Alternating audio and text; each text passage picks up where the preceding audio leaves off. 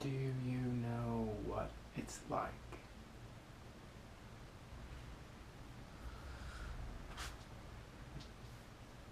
Do you have any idea what it is like?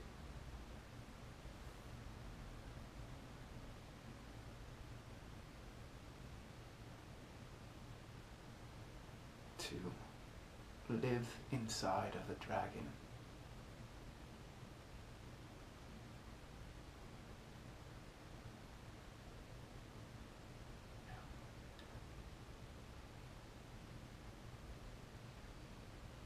No, you don't.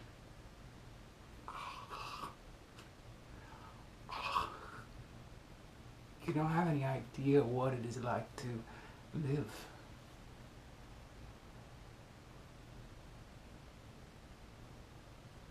At all. Much less inside of a dragon.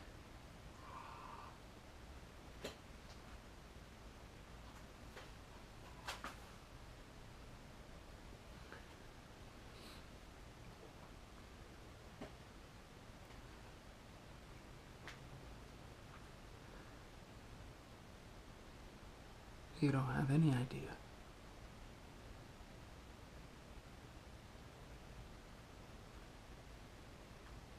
You want to. You want to know what it's like to live inside of a dragon. It's really, really warm in there. Dragons, at least the dragon that I lived inside, this dragon was very warm inside and had plenty of space for me so that I could remain a human being inside of a dragon. And every time I wanted to do something nasty or mischievous, the flames would exit my mouth and go through the mouth of the dragon and engulf some unsuspecting soul. Because I lived inside of a dragon for many, many years. Many, many years. I lived inside of a dragon. Very comfortably. Like a millionaire would live inside of a chateau along some celebrated river in Europe. That's how I lived inside of a dragon. For many years, I lived inside of a dragon and did naughty, mischievous things to people I did not like.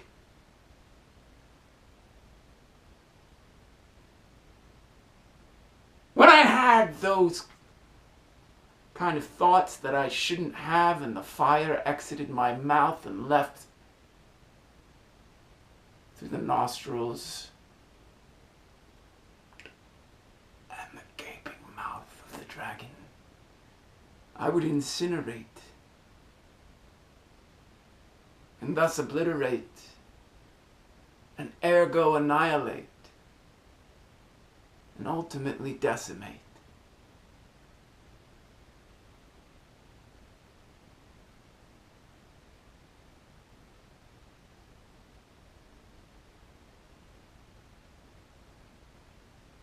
Can you imagine what it was like to leave that kind of power behind?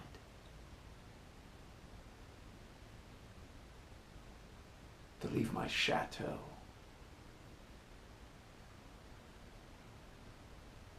You're probably wondering why I did it, why I exited the dragon. You're probably wondering how I took up residence inside of a dragon after all. How?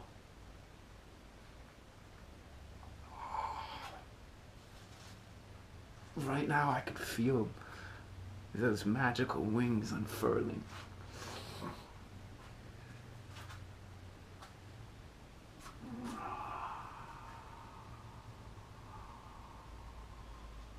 It's kind of like a vampire, but not really. Not evil. not really immortal. I could come out if I want during the day. But that dragon was really big, and there were probably other human beings inside that dragon, and we probably had to talk to somebody to exit the dragon. I don't know. I know that one day I was shat out the ass of a dragon and found myself on a riverbank in Europe, covered in feces, dragon feces, guano, with little scales on it.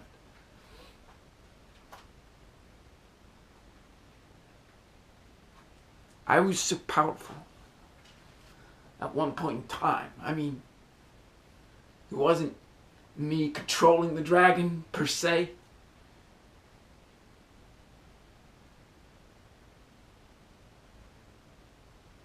But all the power of that dragon was my power. I was vicariously powerful. Just the thoughts that I had somehow translated into the napalm that exited the orifice of the dragon. I just had to think, and I could liquidate anything that I wanted. I was that powerful. I could manifest death through the most quaint intentionality, like a drop in a bucket that goes.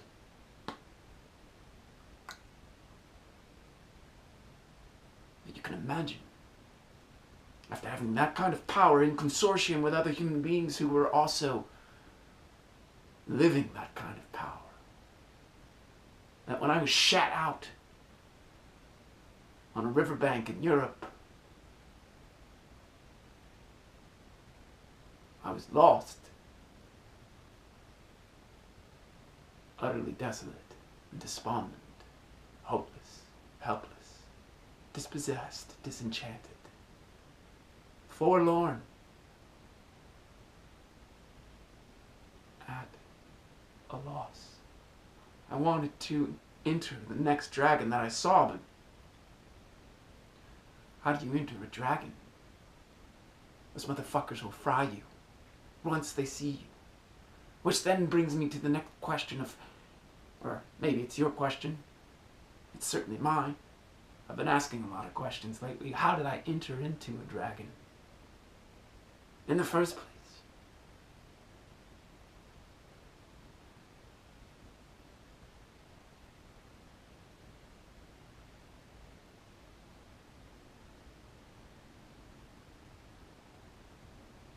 How did I enter a dragon?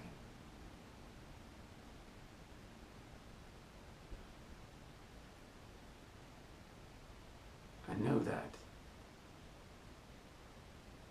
for many years after my schooling, my education, I was looking for power. But I didn't have any power. None of my thoughts were my own, and any of the ambition that I possessed was oriented toward goals that were nonsensical and ultimately self-defeating because they were exploitative. These goals were essentially designed for me by institutions that simply wanted to harness me. And so I was in a nihilistic conundrum that was irresolvable. And I thought to myself, what is the answer? I have no power. And I went to different therapists, went to different spiritual teachers, psychologists. And I traveled all the continents. I was looking. and I climbed a mountaintop.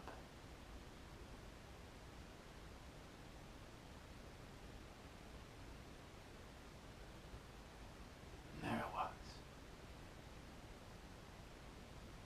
The Cathedral of the Dragon.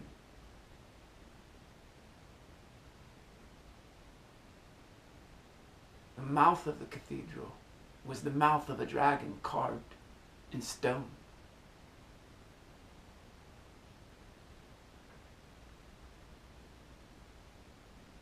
I entered.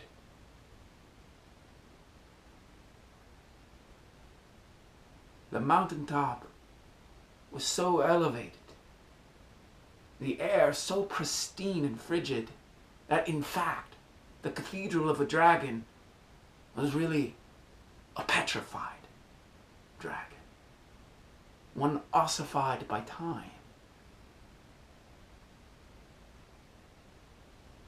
The architecture of a beast without a heart.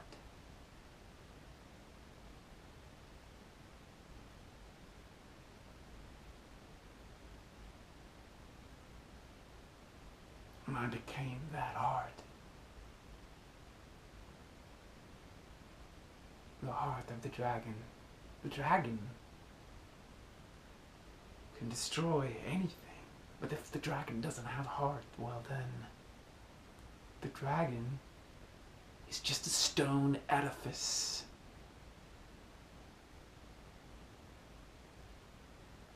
An innocuous threat.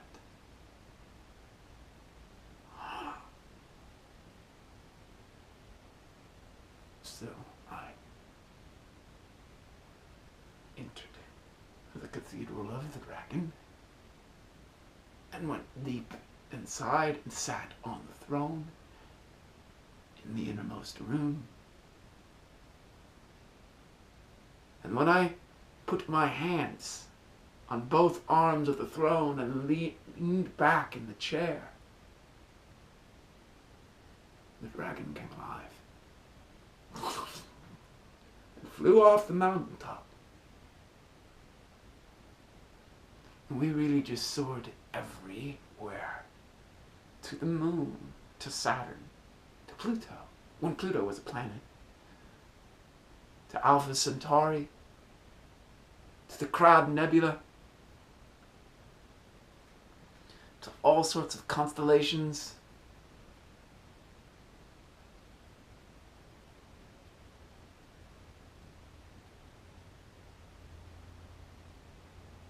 We ate stars together, me and this dragon. We ate stars together. Do you know what it is like to sit on the throne inside the heart of a dragon and eat a star?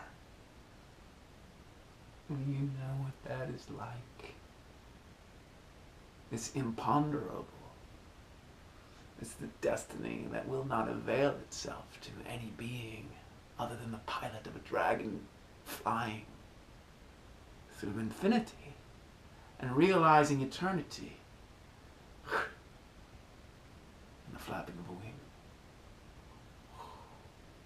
gathering that destiny in its talons.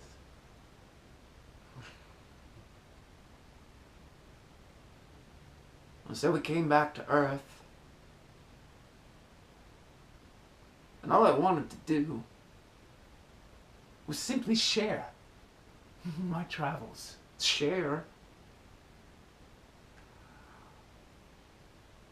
what it was like to be the beating heart of the deadliest animal known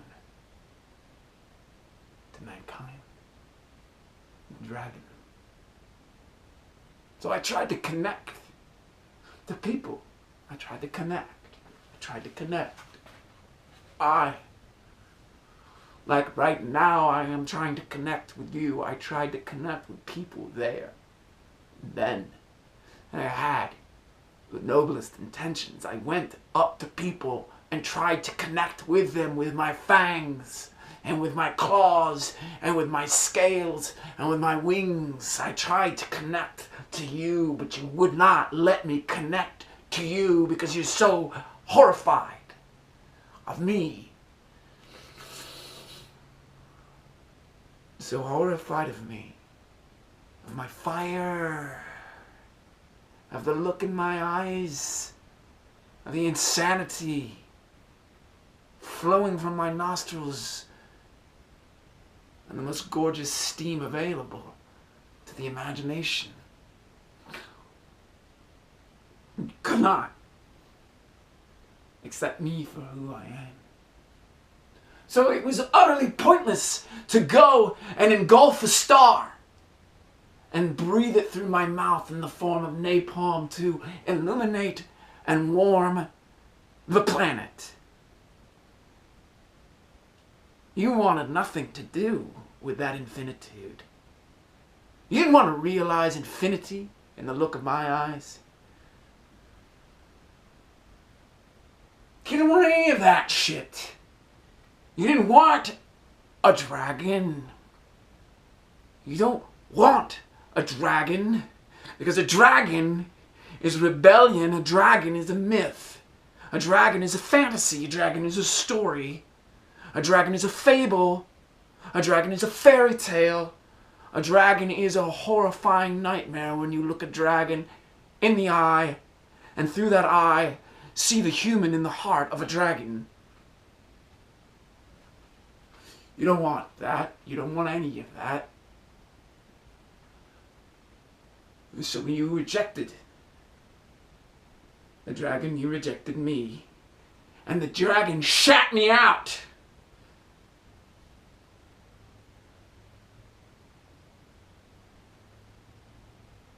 Like a baby. Covered in the most irrelevant amniotic fluid.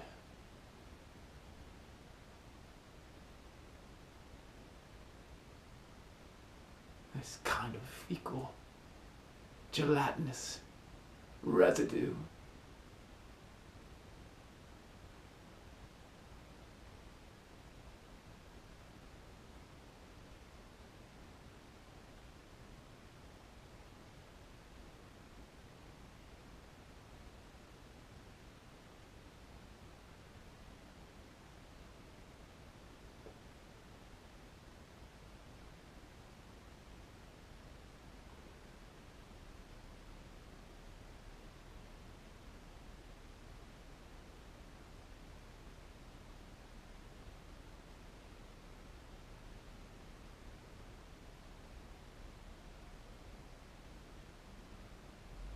Can't find another dragon.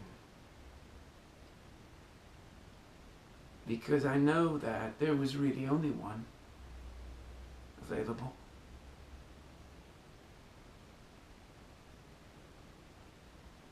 There may be another beast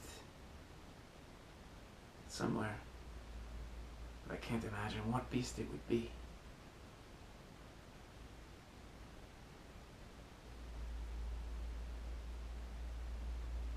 Because the only beast left on this planet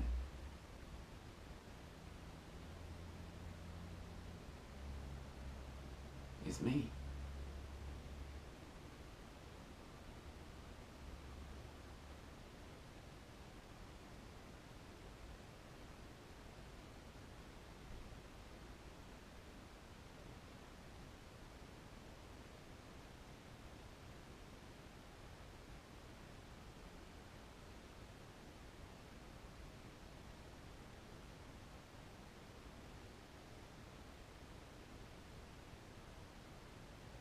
I'm a beast that has no idea how to be. There's no user manual for me. I am a beast.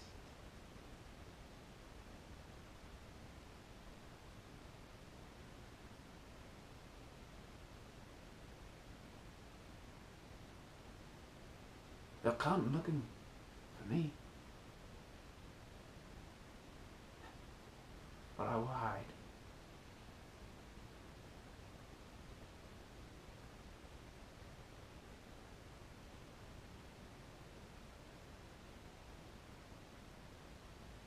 inside you.